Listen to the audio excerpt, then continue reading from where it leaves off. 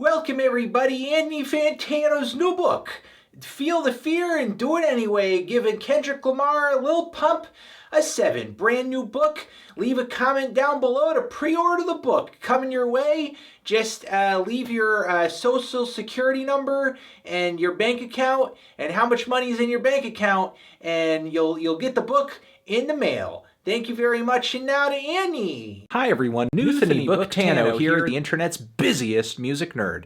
And it's time for a review of the new Trippie Redd mixtape, A Love Letter to You, 2. California via Ohio rapper and singer Trippie Redd, coming through with the commercial follow-up to his A Love Letter to You mixtape that came out earlier this year, like this past May, keeping it prolific on his meteoric rise to fame. And as I said, he's one of these artists who is part rapper, part singer, crooning his way from one end of a very mellow, extravagant trap instrumental to another, which is very much in vogue right now. You could really see what Trippie Redd is doing as kind of an extension of the sound that guys like Young Thug or Lil Uzi Vert have brought to the table. There's even a pretty clear Ray Shremmerd influence on what he's doing, and there are a lot of artists who are on this craze right now. It's an ongoing thing. I mean, I was even listening to that new A Boogie With a Hoodie album recently, and you know, it's very clean, very focus grouped. It's all right. But while Trippie Redd is very much in the middle of a trend right now, I see him having characteristics that set him apart from a lot of his contemporaries. For one, his vocals are pretty unusual, very raw, not that doctored. Sure, he does have some auto-tune on his vocals, but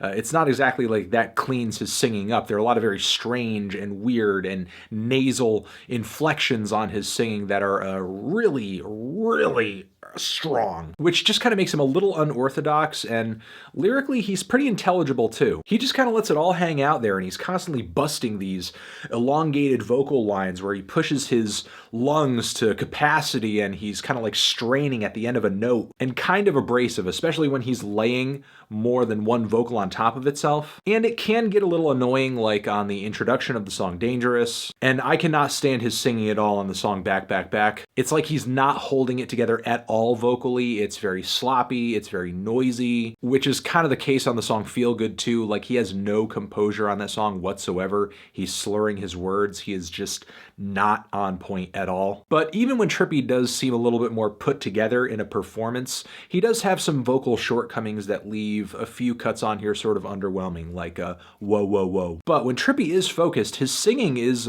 pretty special, at least to me. It's amateurish, yes, but it's very pointed, it's passionate, it's kind of eccentric, and in a way it's kind of refreshing in this newly minted lane of hip-hop. It leads to moments on this thing like, "'Cause I'm in too deep," where his vocals just pull off all these like really weird nasal tones that just twist together into these freaky harmonies. The song has a very icy, cold beat, some subtly blown out bass. "'Cause I'm in too deep." The song DEADMAN'S Wonderland has these cascading refrains and vocal lines that just kind of flip over one another as they're singing in unison. A restrained bass line, some ghostly background vocals, and very dreamy keyboards. And the song Back in My Mind is maybe this project's biggest hope for like a pop crossover. Mostly due though to Cindy with a C's vocal contributions on this one. She kills it on the hook. She's probably the best singer on this entire thing, far and away, and that's kind of also including Trippie Redd. And the song Hellboy is kind of a surprising turn in the track listing here.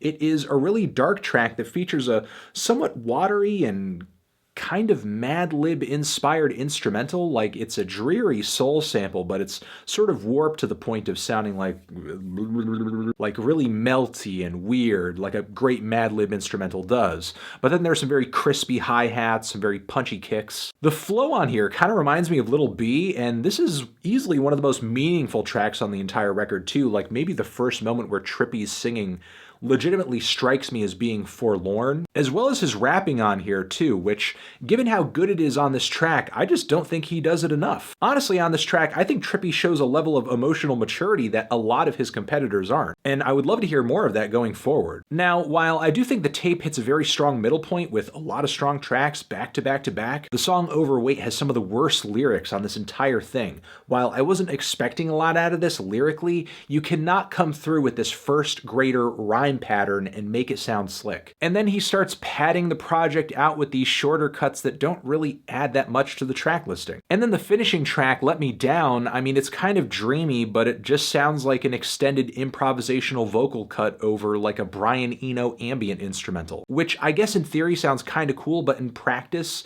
it's not as hard-hitting or as memorable as anything that came before it. Overall with this tape, I have to say I feel indifferent.